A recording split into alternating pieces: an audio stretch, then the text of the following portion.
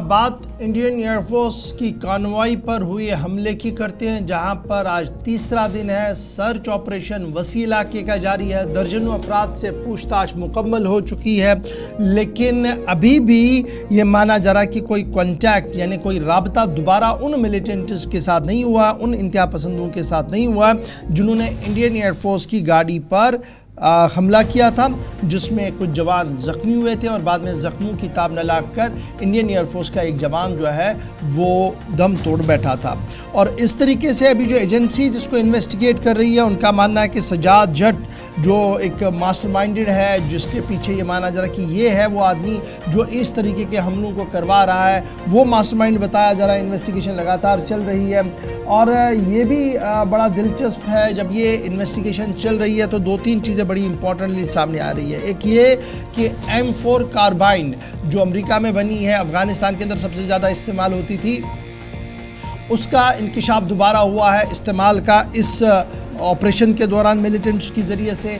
फिर अब की बार वो स्टील बुलेट्स वाली बात कई बार सामने आई थी कि मिलिटेंट अब अपनी जो हथियारों का जो उनके पास होता है उस एमिनेशन को बदल रहे हैं, स्टील बुलेट्स का इस्तेमाल हो रहा है, जिसकी वजह से काफ़ी ज़्यादा नुकसान होता है। तो वो स्टील बुलेट्स का शवाहिद यहाँ पर मिले हैं, इस तरीके की इन्वेस्टिगेशन एजेंसीज़ का मानना है। और कई लोगों से जब पूछताछ चल रही है और उनमें कुछ ऐसे साबिका लोग भी हैं जो जेल काट चुके हैं या जिनके किसी न किसी तरीके से मिलिटेंटों के साथ राब्ते हैं, तो वहाँ पर आज ये सिलसिला जो है वो जारी है। सुरनकोट, मेंढर, एक तरफ से जब आप रजौरी के बेल्ट को देखेंगे, दूसरी तरफ से जब आप देखेंगे तो जिस एयरफोर्स जवान की शहादत हुई थी, आज उसकी लाश को उनके घर पहुँचाया जाएगा, जहाँ पर उनका तदफीन किया जाएगा।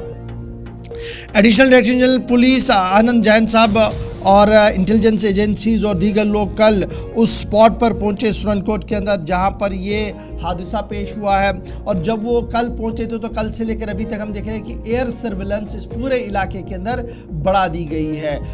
जो जदीद आलात वाली गाड़ियां हैं उन्हें नस्ब कर दिया गया है और ये साफ कर दिया गया है कि जो भी एंट्री और एग्जिट पॉइंट्स आसपास के अभी तक नज़र आ रहे हैं वहाँ पर गहरी नज़र जो है वो रख दी गई है। इंडियन एयरफोर्स के जवान जो इस गोलीबारी के अंदर शहीद हुए हैं, मारे गए हैं, उनका आखिरी सफ़र जो है वो आज अंजाम दिया जाएगा। और इंडियन एयरफोर्स की तरफ से ये साफ कर दिया गया है कि बाज़ाब्ता तौर पर सरकारी एजाज़ के साथ उनके आखिरी रसूमात जो है वो अदा किए जाएंगे। तो कुल मिलाकर सूरत हाल ये है कि आज तीसरा दिन है और ऑपरेशन लगातार जारी है। जिन मिलिटेंट्स ने कार्रवाई की थी उन मिलिटेंट्स को लेकर अभी तक भी कोई जानकारी दोबारा से हासिल नहीं हुई है। अब ये इलाका कैसा है बड़ा इंपॉर्टेंट था। तस्वीरें वो भी दिखाइएगा जो सर्च ऑपरेशन की कल से लेकर अभी तक की चल रही है। ये वो काफिला है जब आईजीपी और एडिशनल डायरेक्टर जनरल पुलिस इलाके के अंदर पहुंचे थे, लेकिन काफिला अपनी जगह, लेकिन सिक्योरिटी पॉइंट ऑफ व्यू से जब आप देखेंगे तो जंगल का इलाका भी है, घना आबादी वाला इलाका भी है और दो तीन एंट्री एग्जिट पॉइंट्स इसके हैं, जिसकी वजह से ऑपरेशन को मज़ीद वसी कर दिया गया है और सर्विलेंस भी काफ़ी ज़्यादा बढ़ा दी गई है। तस्वीरें जब आप देखेंगे तो इसमें आपको हल्का सा एक हेलीकॉप्टर नज़र आएगा जो हवा में चल रहा है, लेकिन हवा से ज़मीन पर और जंगल के अंदर नज़र रखने की कोशिश भी की जा रही है। 3 से 4 लोगों का ग्रुप है जिस पर यह शुबा है उन्होंने इंडियन एयरफोर्स के इस कॉन्वॉय पर हमला किया था। इंटरनल प्रोब अभी भी जारी है और सिक्योरिटी एजेंसियां लगातार इस पूरे मामले को देख रही हैं।